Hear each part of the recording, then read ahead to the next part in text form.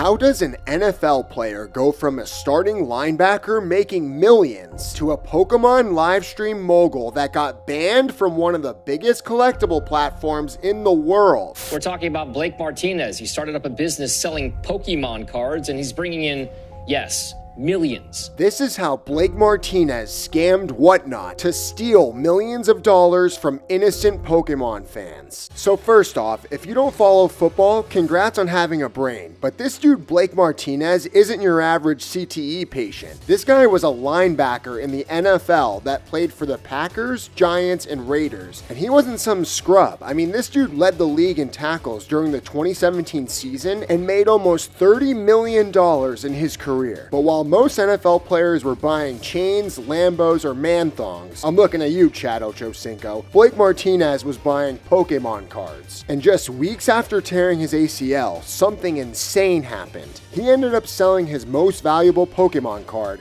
a Pikachu Illustrator card, for $672,000. From that point on, he made a decision that would later hurt thousands of people. He officially retired from the NFL, started a Whatnot account, and blew racks on desirable Pokemon products. I'm talking vintage sealed boxes, first edition Wizards of the Coast cards, high-end slabs, and he was killing it. How much money do you think you've made? Made is a tough one, but I would say sales, I've done $2.3 million in sales. $2.3 million in sales in a year's time. Yep.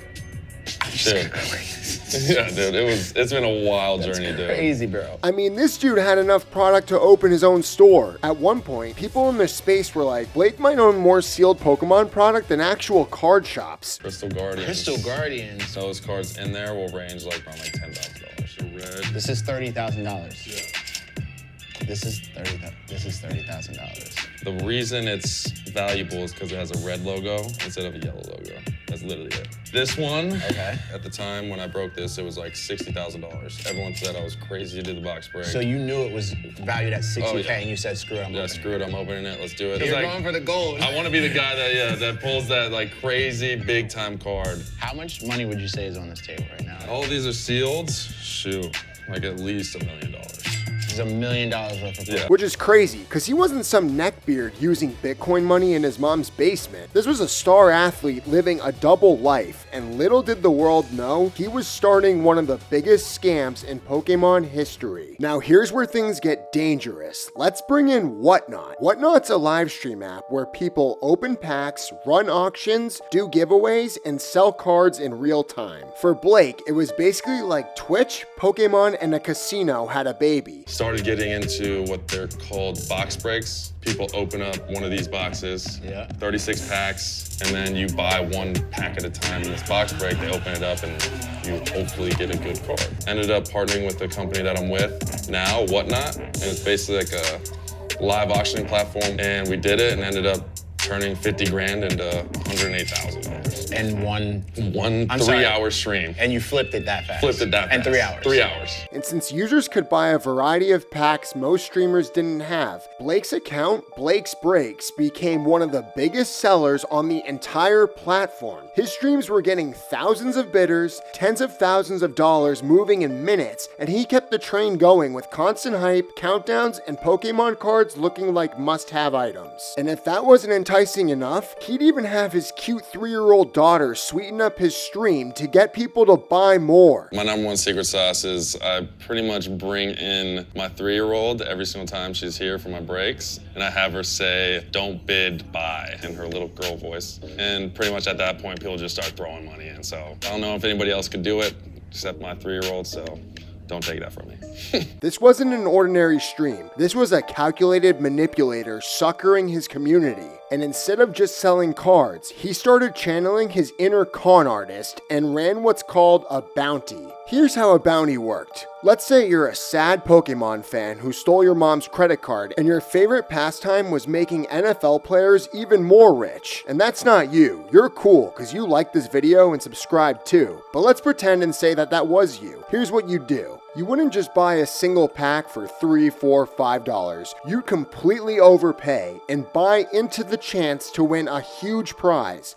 The things we do right now is kind of a thing we call progressive bounties. And so we're selling these $5 retail packs, and you have a chance to win $7,000 to $8,000 of product in every one of our streams. And so it allows us to sustain those very valuable 20-year-old packs, but also have an abundance of modern packs to continually run. So if you bought in and pulled a specific card, your gamble paid off with either an expensive grail card, multiple booster boxes, or you didn't hit at all and lost all your money. So Blake charged anywhere from a $50 to $150 entry fee to play a game called Guess the Energy, where a collector would pay, then hope to guess correctly whether or not the pack contained a fire energy, a psychic energy, or whatever energy card was in that pack. And with 8 different energies, there should be a 1 in 8 chance to win, right? Not on Blake's breaks, cause he'd switch the buyer's unopened pack with a resealed pack containing a different energy card. What does that sound like? Sleight of hand? Cheating? Cause to a lot of people, it sounded like straight up gambling, with Blake's house winning virtually every single time. And this wasn't just thousands of dollars being taken. Around just over a year's time, Blake made over $11.5 million.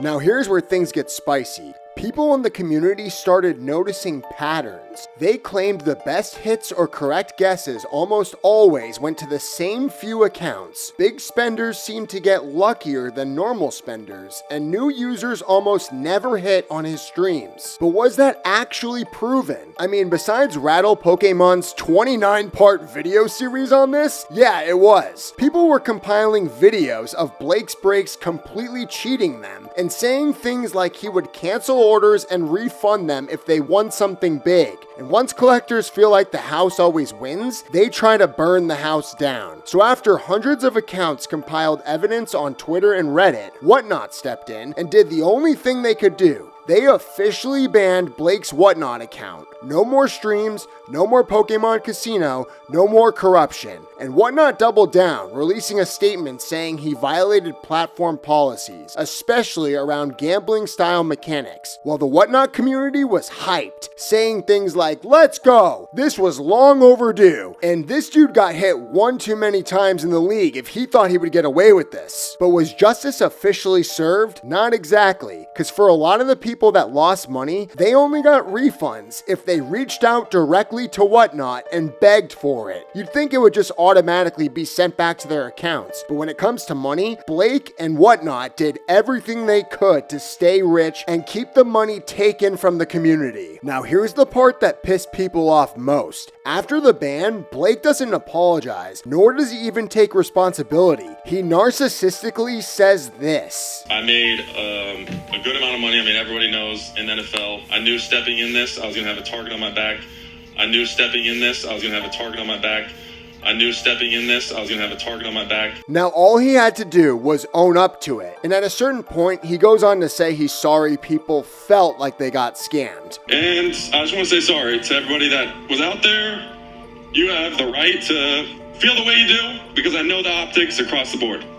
Well, here's the thing. When a random streamer does something sketchy, maybe 10 people get burned, but when a celebrity streamer does it, thousands do. Well, this situation showed exactly why we have rules, and Blake thought he was above them. And the reason this story's special in the worst way possible is because this wasn't a YouTuber, this wasn't a crypto bro, this was an NFL player, a guy who already had money, already had status, already had a career, and seemed trustworthy, which made people feel like, bro, what the hell? You did not need to do this. To a lot of collectors, Pokemon is nostalgia, and it brings them back to their inner child. So when someone turns that into a high roller gambling system, it feels devilish. But let's be fair, Blake Martinez never got charged with a crime. No court case, no fraud ruling, but ethically, he got his account banned, got off without any financial or legal punishments, and actually made a return to football where he made more money. But comment what you think. Was Blake a genius entrepreneur who built a Pokemon card empire? Or was he a scumbag who figured out how to bend rules, break them, and monetize gambling with Pokemon and nostalgia? Because the truth might be both. This Blake Martinez situation is very similar to the Logan Paul situation, because when hobbies and celebrity status are mixed with vices, ethics go out the window and greed dominates everything. And in this case, a former NFL linebacker who could have used his money to enrich communities used his status to tear down a community, steal millions of dollars from them, and cause one of the biggest controversies the Pokémon community's ever seen. Yeah, I don't want to go too far deep into it. I think the main thing I just want to address is there's a lot of things out there that aren't true, a lot of speculations, a lot of false claims.